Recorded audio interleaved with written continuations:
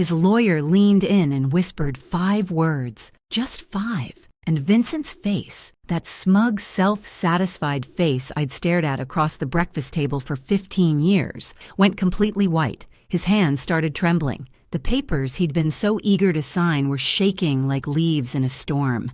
And me? For the first time in 3 years, I smiled. But I'm getting ahead of myself. Let me start from the beginning, because you need to understand how we got here. How a woman everyone thought had lost her mind actually played the longest, most patient game of her life. My name is Alexis Dunst. I'm 34 years old, and until 3 months ago, I was married to Vincent Mercer.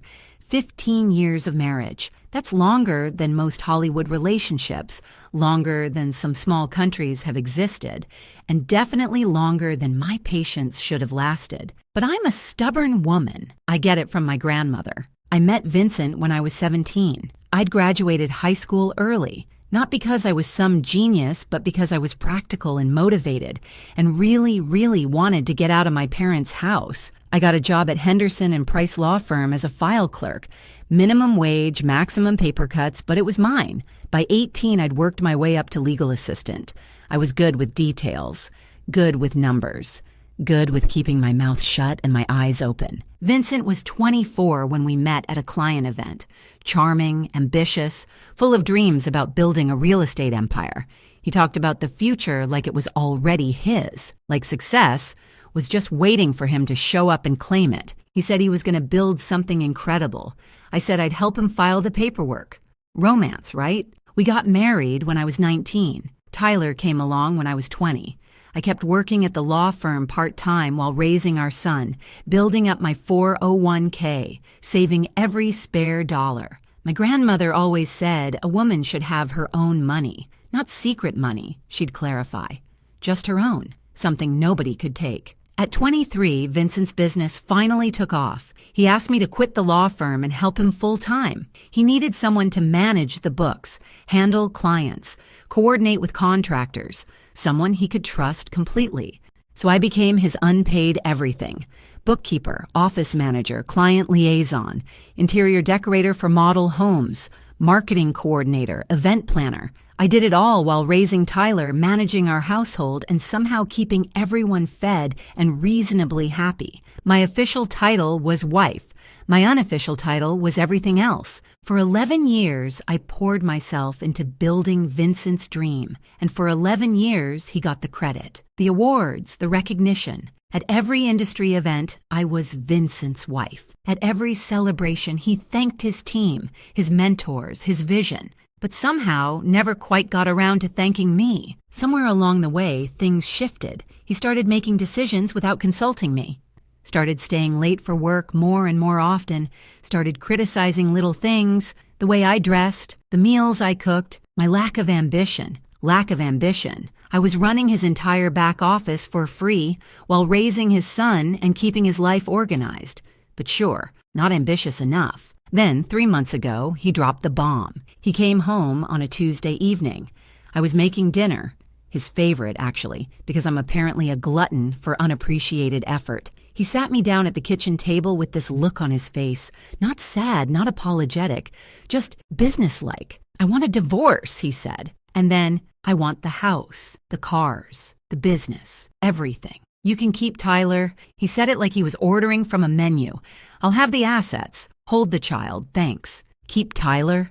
Like our 15-year-old son was a leftover pizza? Like he was an inconvenience being graciously allowed to stay with me? I just stared at him. 15 years of marriage. And this was how it ended, at our kitchen table, between the salt shaker and the butter dish, like I was just another item he was discarding. What I didn't know in that moment, what I wouldn't find out until later, was that Vincent had been planning this for months. He already had a lawyer, Harold Whitfield, expensive and experienced. He'd been building his exit strategy while I was meal prepping and scheduling his dentist appointments. I'd been blindsided by a man I'd trusted with everything. The next day, his mother showed up, Lorraine Mercer, a woman who had treated me like the help for 15 years, arrived with her perfectly styled hair and her perfectly practiced sympathy face. She patted my hand and told me I should have tried harder to keep him happy. Men have needs, dear, she said.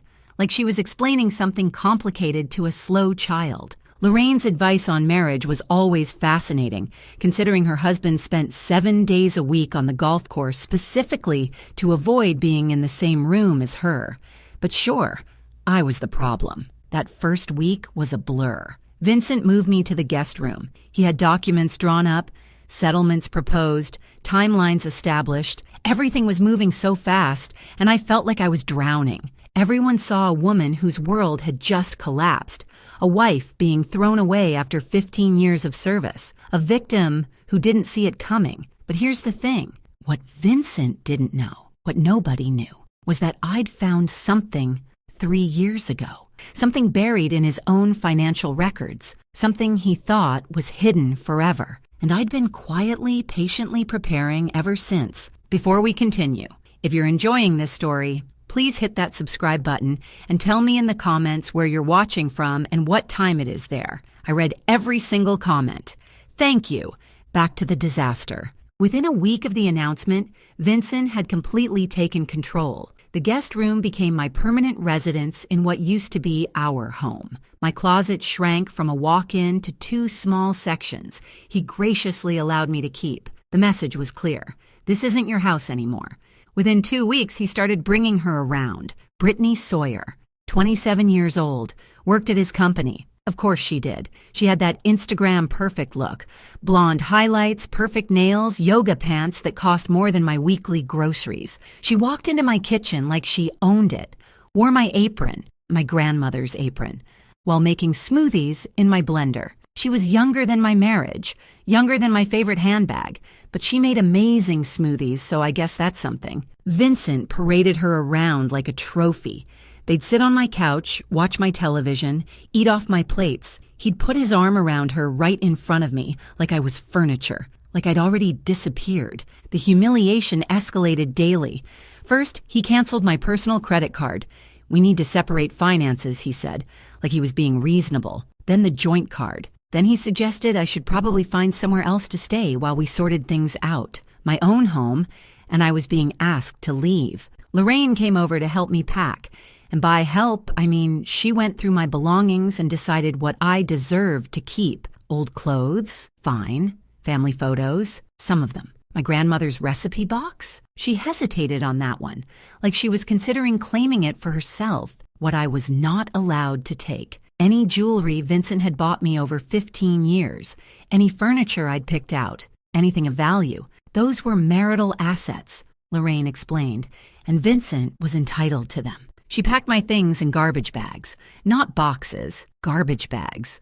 Like I was trash being taken out. Through all of this, I had one person I thought I could trust, Diane Holloway. We'd been friends since high school. 20 years of friendship, through boyfriends and breakups and babies and everything in between. She was the first person I called after Vincent's announcement.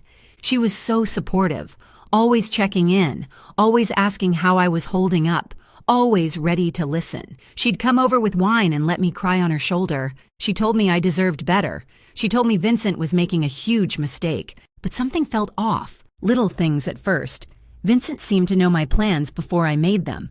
When I mentioned to Diane that I was thinking about fighting for the house, Tyler came home the next day saying Dad told him it wouldn't work. When I told Diane I was looking at apartments in a specific neighborhood, Vincent made a comment about that exact area being too expensive for me. Then it clicked. Looking back, I should have seen it years ago. The way Diane always lit up when Vincent walked into the room. The way she'd compliment him just a little too much, laugh at his jokes just a little too hard. She always asked about him first whenever we talked. How's Vincent? How's the business? Is Vincent happy? She'd been carrying a torch for my husband for 15 years. And Vincent, because he collected admirers like some people collect stamps, knew exactly how to use it. He made her feel special, important, not like other women. He probably implied they'd get together after the divorce, gave her just enough hope to keep her loyal. My best friend was his spy.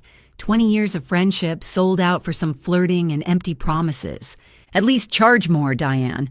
But the worst part wasn't Vincent, wasn't Lorraine, wasn't even Diane. The worst part was Tyler. My son saw everything. The girlfriend, the grandmother packing my bags, The way his father looked at me like I was nothing, and Vincent was working on him, dripping poison in his ear day after day. Your mom is making this difficult. I just want everyone to be happy. She's the one dragging this out. I'm trying to be fair, but she won't cooperate. Tyler started pulling away from me. Not angry, exactly, just distant, confused. He didn't know who to believe, and his father was very, very convincing. I could lose the house, I could lose the money, I could lose everything I'd spent 15 years building.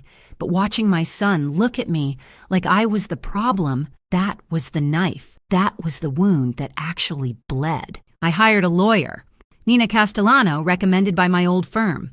52 years old, sharp as a razor, absolutely no tolerance for nonsense. She reviewed my situation and laid out the battle plan. You helped build this business, she said. You're entitled to half of everything. The house, the company, the accounts. We fight. I looked at her for a long moment. What if I don't want to fight? Nina stared at me like I'd started speaking another language, like I'd suggested we send Vincent a thank you card and a fruit basket. She thought I was broken, depressed, too beaten down to stand up for myself. She had no idea. I moved into a small apartment with Tyler, 2 bedrooms, 1 bathroom, a kitchen the size of my old pantry. Half our boxes didn't even fit. They sat stacked in the corner of Tyler's room, like a monument to how far we'd fallen. Meanwhile, Vincent posted photos with Brittany. New chapter, new energy, blessed, he wrote. Lorraine commented underneath, so happy for you, sweetheart. You deserve joy. My sister called, furious. You need a shark lawyer. Take him for everything he's worth. Everyone had advice. Everyone thought they knew what I should do. Everyone saw a woman who'd given up, who couldn't fight, who was letting her husband walk all over her. Everyone was wrong. Here's the thing about being underestimated. People stop watching you. They stop being careful around you. They stop guarding their secrets. And that's exactly when you learn everything you need to know. 3 years. That's how long I'd been carrying this secret. That's how long I'd known the truth about Vincent Mercer and his glittering, glamorous, completely fake empire. It started on a random Tuesday night, 3 years before the divorce. Vincent was working late again. He was always working late by then, though I didn't yet know what that really meant. I was going through the company books, reconciling accounts, doing the unglamorous work that kept his business running. And I found something strange. A transfer to an account I didn't recognize, then another, then a pattern. Money flowing out of our accounts into places I'd never seen before. I dug deeper. I stayed up until 3 a.m, following the trail. What I found made my blood run cold. Vincent had been taking loans against everything we owned. The house, our beautiful house that everyone admired, had 3 mortgages on it. The original loan of $400,000, a second mortgage of $350,000 taken out 4 years ago, a third mortgage of another $350,000 taken out 2 years ago. Total owed $1.1 million. Actual value of the house, $850,000. We were underwater by $250,000 on a home I thought we owned outright. The business was even worse. Lines of credit maxed out at $200,000. Back taxes owed of $85,000. Vendor debts of $120,000. Equipment loans of $75,000. The company Vincent bragged about at every party. The company that was supposedly thriving. It was drowning in nearly $500,000 of debt. Even the cars weren't real. All 3 were leased with balloon payments coming due. We didn't own anything. We just had very expensive monthly obligations. I sat in my kitchen at 3 a.m, surrounded by printouts, and did the math. Total debt, approximately $1.9 million. Total actual asset value, maybe $1.6 million. We were $300,000 in the hole, maybe more. But where had all the money gone? I kept digging. Over the following weeks, I traced every transaction I could find, and the picture that emerged was devastating. Cryptocurrency investments, $180,000, all lost. Gambling, $75,000, gone. An apartment I didn't know about, rented for a woman I didn't know about. $60,000 in rent and furnishings. Lifestyle expenses that never made it home. Watches, suits, trips I was never invited on. Another $85,000. My husband wasn't building an empire. He was building a house of cards with borrowed cards that were also on fire. We looked rich the same way a mannequin looks alive, convincing from a distance, completely hollow up close. My first instinct was to confront him, to scream, to cry, to demand answers. But I knew Vincent. I'd watched him operate for years. If I confronted him, he'd manipulate me. He'd explain it away, make me feel crazy for questioning him. He'd probably find a way to blame me for it. And worse, if he knew I knew, he might try to take control of my separate money, too. See, I'd always kept a little something of my own, my grandmother's voice in my head. A woman should have her own money, my IRA from my law firm years. I'd rolled it over when I quit, but never touched it. By then it had grown to about $180,000. That was mine, earned from my job. Separate property under the law. And then there was Grandma herself. She'd passed away when I was 28, and she'd left me $340,000. Her will was specific. This money is for Alexis alone. I'd kept it in a separate account for 6 years, never commingling it with Vincent's finances, never using it for household expenses. My grandmother kept her own account for 50 years. Not secret money, she'd always say, just mine. Smartest woman I ever knew. I had roughly $520,000 that was completely, legally, separately mine. So I didn't confront Vincent. Instead, I protected myself. I worked with my uncle, a retired accountant, to create an irrevocable trust for Tyler. My IRA and my inheritance went into that trust. My name wasn't on it as a beneficiary. Vincent's name certainly wasn't on it. It was for Tyler's future, college, a first home, emergencies. And it was untouchable. Then I documented everything. Every mortgage document, every hidden account, every suspicious transaction. I printed copies and kept them at my sister's house. I put copies in a safe deposit box. I saved everything on an encrypted drive.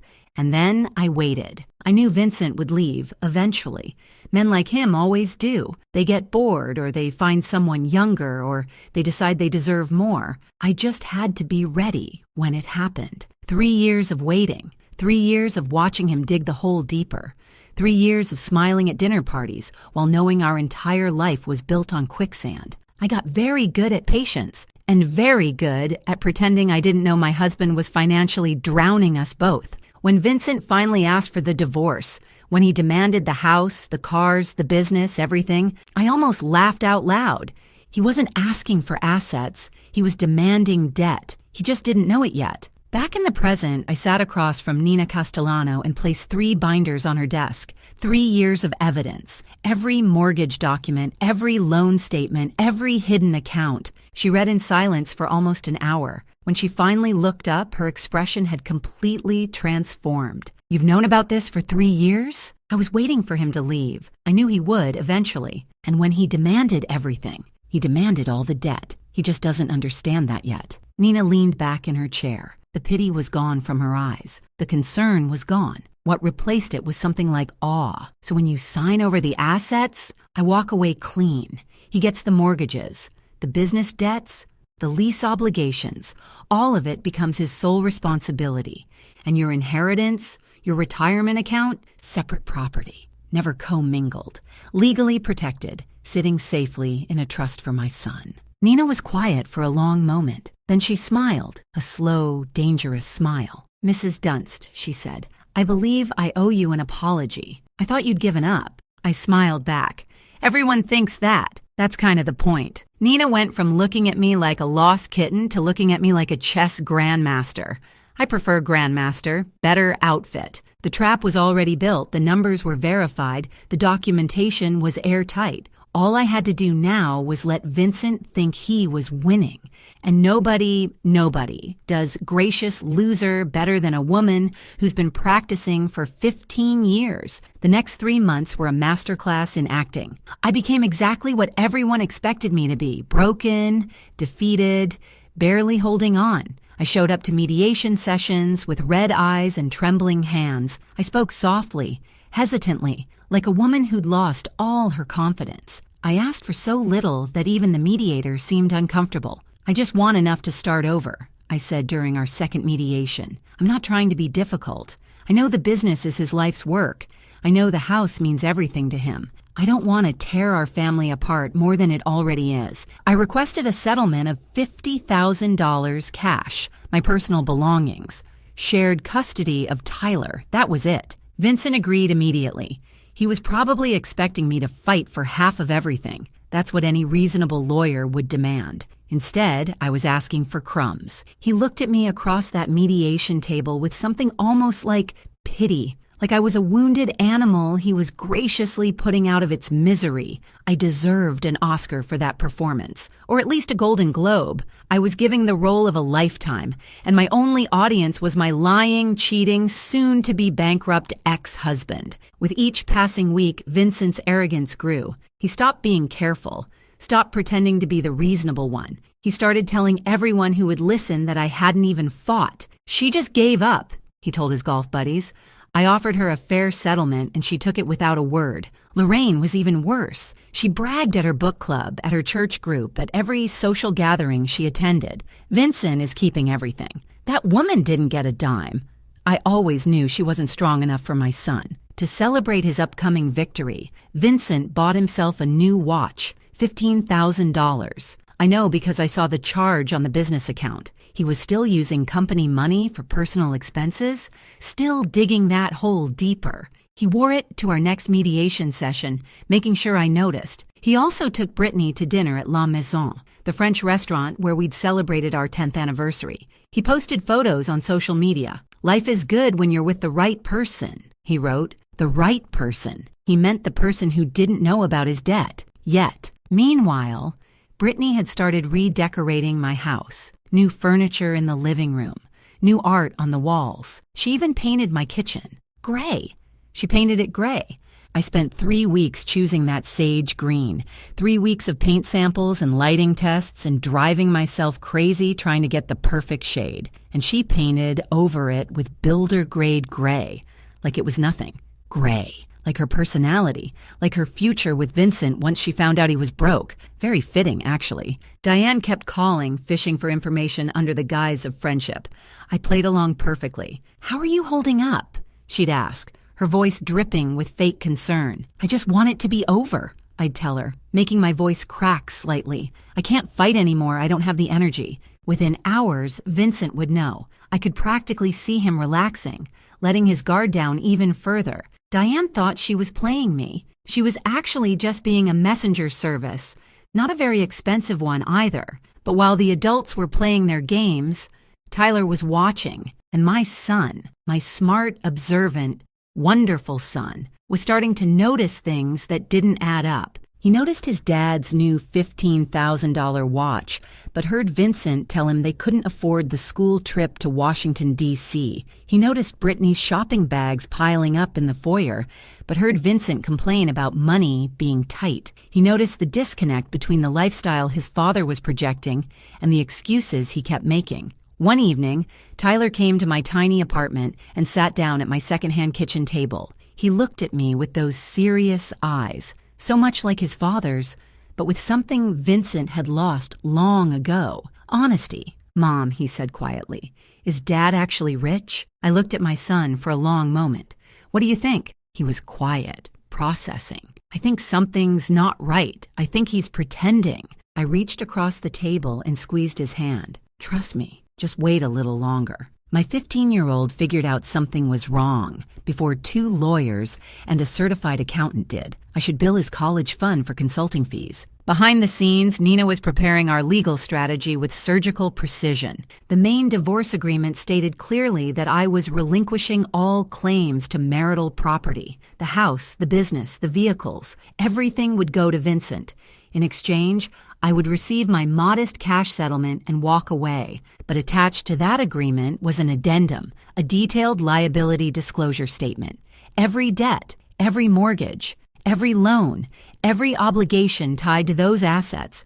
When Vincent signed for all assets, he would be legally assuming all liabilities. The mortgages would become his sole responsibility. The business debts would transfer entirely to him. The lease obligations on the cars would be his problem alone. It was all there in black and white. Legal, proper, devastating. Legal documents are like poetry, Nina told me. Boring, expensive poetry that can ruin someone's life. My favorite kind. 2 weeks before the final hearing, Harold Whitfield, Vincent's lawyer, called Nina with concerns. My client is assuming significant assets, Harold said carefully. I'd like to request a full financial audit before we finalize, just to verify everything. Nina kept her voice neutral. Of course. We'll provide whatever documentation you need, but when Harold brought this to Vincent, my soon-to-be ex-husband shut it down immediately. No audits, Vincent told him. I built that company. I know exactly what it's worth. I'm not paying for some accountant to tell me what I already know. Harold pushed back. I strongly recommend we verify the asset values before you sign. This is a significant no. Vincent cut him off. Brittany wants this done. I want this done.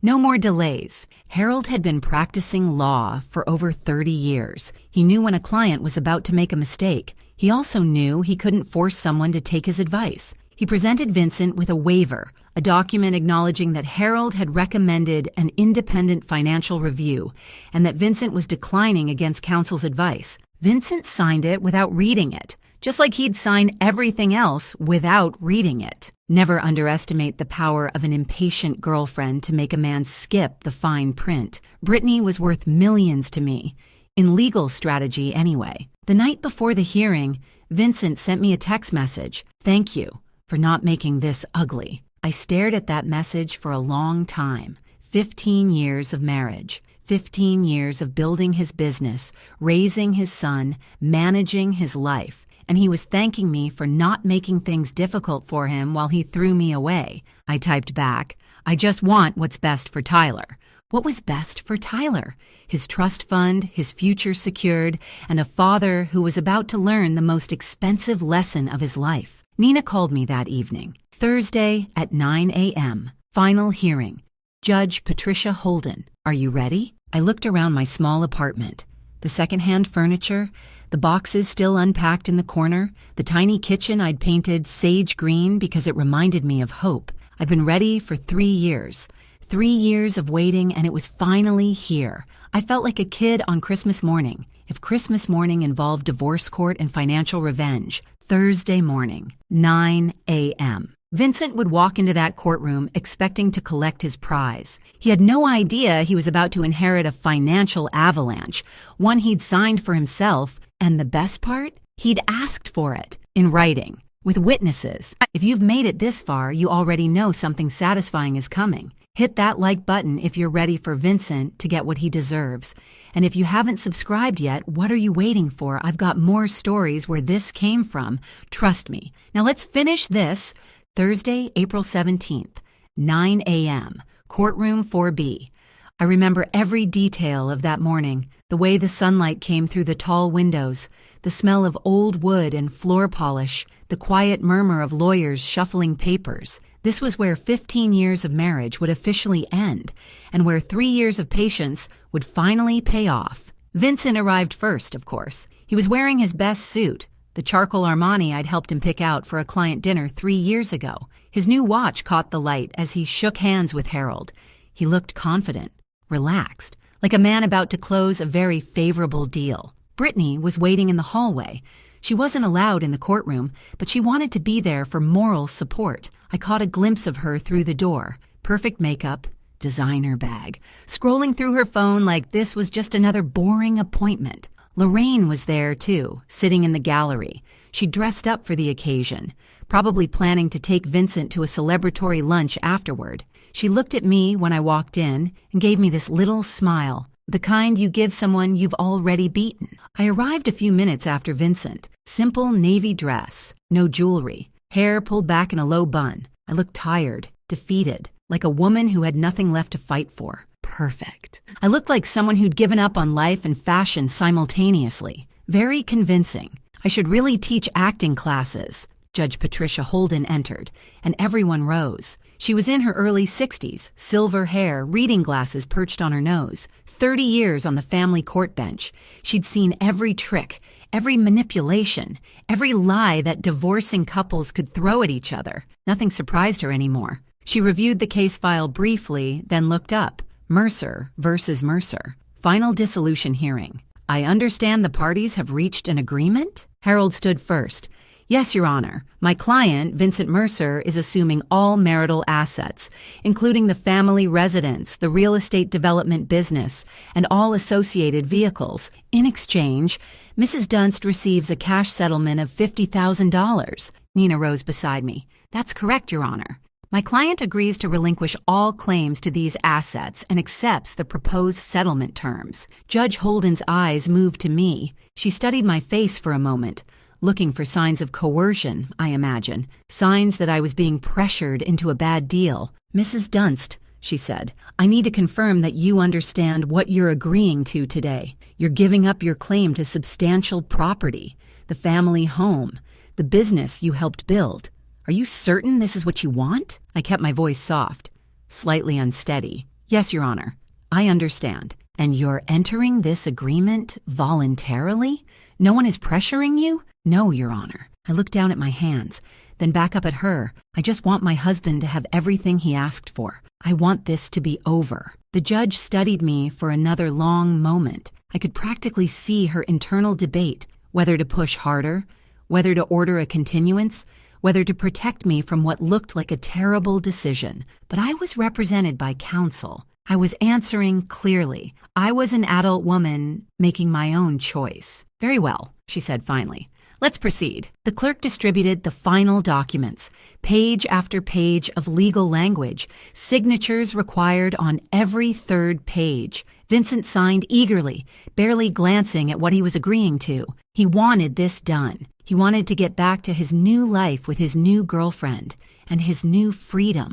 I signed slowly, deliberately. Every stroke of my pen was careful and precise. This was the moment I'd been waiting 3 years for. I was going to savor it. Across the courtroom, I saw Vincent glance at Lorraine and smile. She nodded back approvingly. In the hallway, his phone buzzed, probably Brittany sending encouragement. He checked his phone in court, during his own divorce hearing.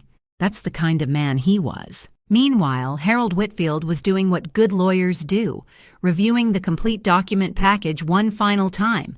Main agreements, signed. Asset schedule, signed. Settlement terms, signed. Then he reached the addendum. Liability disclosure statement. I watched his face as he read, watched the confusion flicker across his features, watched him flip back a page, then forward again, like he was hoping he'd misread something. He hadn't. Harold's face went pale. He leaned toward Vincent, trying to be discreet. Sir, he whispered, we need to talk. Vincent waved him off, still basking in his victory.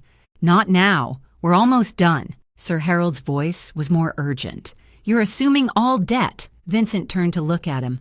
What? The liability disclosure, Harold whispered, papers rustling as he pointed. The mortgages, the business liens. It's all here. You're assuming personal liability for everything. For the first time, Vincent actually looked at what he'd signed. I watched his eyes scan the numbers, watched the color drain from his face. House, $1.1 million owed. Market value, $850,000. Business, $480,000 in combined debts. Vehicles, $115,000 in lease obligations. Additional personal liabilities, $200,000. Total debt, approximately $1.9 million. Net value of everything he'd just claimed, negative $300,000. He hadn't won the lottery. He'd won the bill for it. Vincent stood up abruptly, his chair scraping against the floor. This isn't right. He looked at me, then at the judge, then back at the papers. She hid this from me. This is fraud. Judge Holden's voice was sharp. Mr. Mercer, sit down. These numbers are fake, Vincent insisted, his voice rising. She manipulated the documents. This is Mr. Mercer. The judge's tone left no room for argument.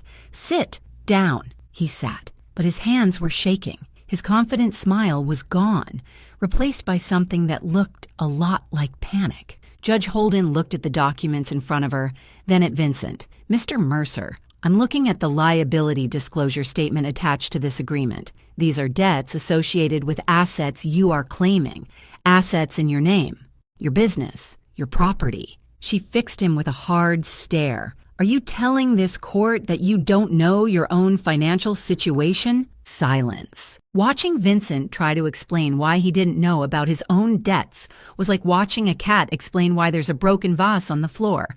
Fascinating and completely unconvincing. Harold cleared his throat. Your Honor, I should note that I advised my client to conduct an independent financial review prior to this hearing. He declined. I have documentation. He produced the waiver, the one Vincent had signed without reading, the one that said, in clear legal language, that Harold had recommended a full audit, and Vincent had refused.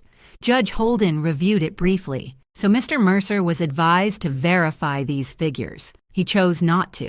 He signed a waiver acknowledging that choice. She looked at Vincent. Is that correct? Vincent was staring at the waiver like it was a snake that had just bitten him. I thought, is that your signature, Mr. Mercer? A long pause. Yes. Then you assumed this risk voluntarily. Judge Holden's voice was matter of fact. You had the opportunity to investigate.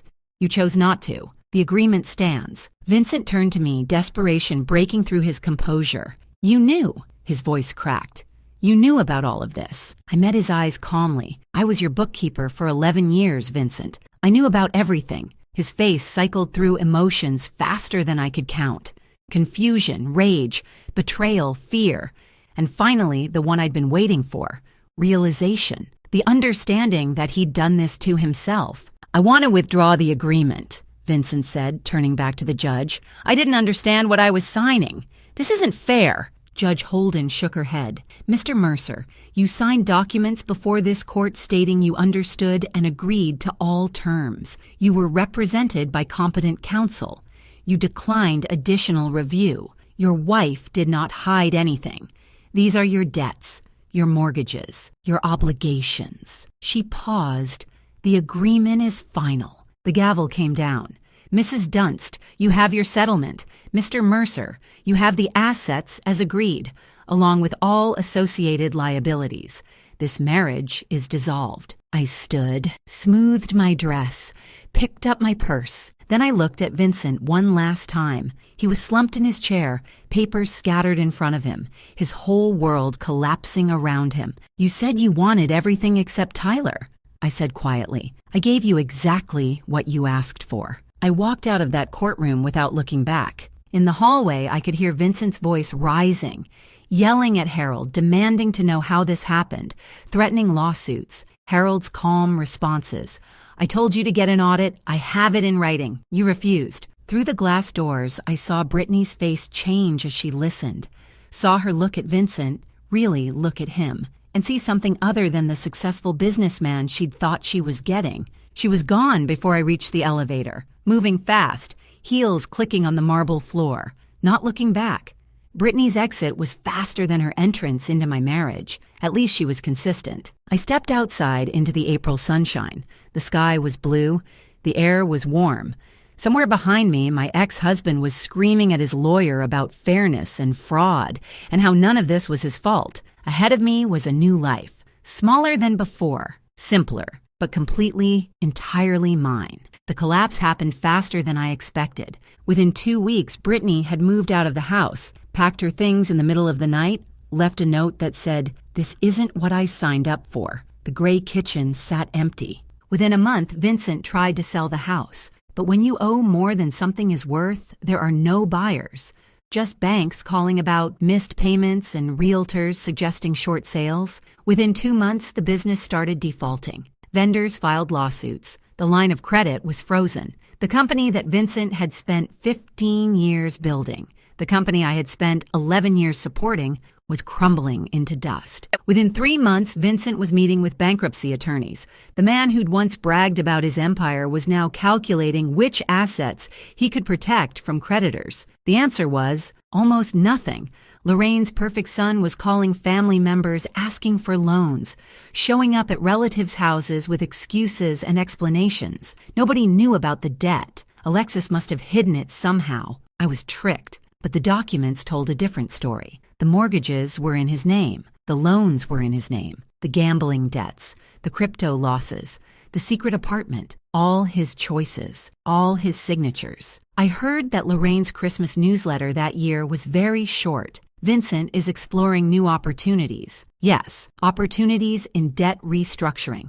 The parallel conflicts resolve themselves with a kind of poetic symmetry. Diane called me about a week after the hearing. Her voice was shaking. I had no idea things were this bad. I'm so sorry, Alexis. I never meant for... I thought Vincent and I didn't answer, didn't respond, didn't give her the closure she was looking for. Some bridges aren't meant to be repaired. Some friendships don't deserve a second chance. 20 years of history betrayed for a wink and empty promises from a man who used everyone around him. She tried calling 3 more times. Then she stopped. I imagine she's still waiting for Vincent to notice her. She'll be waiting a long time. Lorraine tried a different approach, going through Tyler. Tell your mother I didn't know about the money problems. Tell her I'm sorry for how I treated her. Tell her I want to talk. Tyler looked at his grandmother, the woman who'd packed his mother's belongings in garbage bags, who'd called his mother worthless, who'd sided with his father without a single question, and said, Mom's busy building her life. She doesn't have time for excuses. Lorraine wanted forgiveness. I wanted peace. Guess which one of us got what we wanted? Tyler, my wonderful, smart, observant son. He finally understood everything, not because I explained it, but because he figured it out himself. He saw the court documents. He heard his father's excuses. He watched Brittany leave, watched Lorraine scramble, watched the whole facade collapse. One evening, about a month after the divorce, he sat with me in my small apartment, the one with the sage green kitchen, the one with the secondhand furniture and the boxes finally unpacked. You waited 3 years, he said quietly. You knew this whole time and you just waited. I wanted to make sure you were protected, I told him. Whatever happened between your father and me, I needed to know you'd be okay. The trust fund, $520,000, safe and untouchable. He was quiet for a moment. Then he hugged me, really hugged me. The kind of hug I hadn't gotten from my 15-year-old son in months. The kind that said, I understand. The kind that said, I'm proud of you. 15-year-old boys don't usually hug their mothers voluntarily. I knew I'd done something right. My $50,000 settlement went toward getting established. First month's rent, security deposit, basic furniture that wasn't falling apart. It wasn't luxury, but it was stability. The trust fund stayed exactly where it was. Tyler's future, college, maybe a first home someday, a safety net that nobody could take from him. And me, I enrolled in interior design courses at the community college, the dream I'd put on hold when I was 23 to help Vincent build his empire. I was finally building my own. I started small. My first real client was a woman named Sandra, 52 years old, just ending a 28-year marriage. She was standing in her empty new apartment looking lost. When she asked me, how do you start over? I thought about it for a moment. One room at a time, one color at a time, one day at a time. We painted her kitchen sage green. She cried when she saw it. Happy tears, she said. The color of new beginnings. About 3 months after the divorce was finalized, Vincent showed up at my apartment. I barely recognized him. He'd lost weight. Not the healthy kind. Dark circles under his eyes. His suit was wrinkled. His watch was gone. He looked like a man who'd been through a war and lost. He stood in my doorway, and for a moment, I almost felt sorry for him. Almost. I didn't know it was this bad, he said. His voice was hoarse. I made mistakes. I know that now. But I didn't mean for any of this to happen. I leaned against my doorframe and looked at him. Really looked at him. This man I'd loved for almost half my life. This man who'd thrown me away like garbage. This man who was now drowning in the consequences of his own choices. Can we talk? He asked. Maybe we can figure something out. I don't know. Maybe we could. He couldn't even finish the sentence. Couldn't bring himself to ask for what he actually wanted. Help. My help. After everything. You asked for everything except Tyler, I said calmly. You got exactly what you wanted. Alexis, please. Goodbye, Vincent. I closed the door. He stood in the hallway for 10 minutes. I know because I watched through the peephole while eating ice cream. Best show I'd ever seen. 5 stars. Would watch again. That evening, after Tyler went to bed, I sat in my small living room and looked at my grandmother's photo on the shelf. The recipe box was next to it. The one thing Lorraine had almost taken. The one thing that mattered most. You were right about everything, Grandma, I said quietly. Keep your own money. Know your worth. And never let anyone make you feel small. The apartment was quiet, small, nothing like the house I'd lived in for 15 years, but it was mine. Every paint color, every piece of furniture, every decision, mine. And for the first time in longer than I could remember, I was free. Thank you so much for watching. More of my most gripping stories are already on your screen. Click one now and don't miss the best part. You will love it. See you in the next story.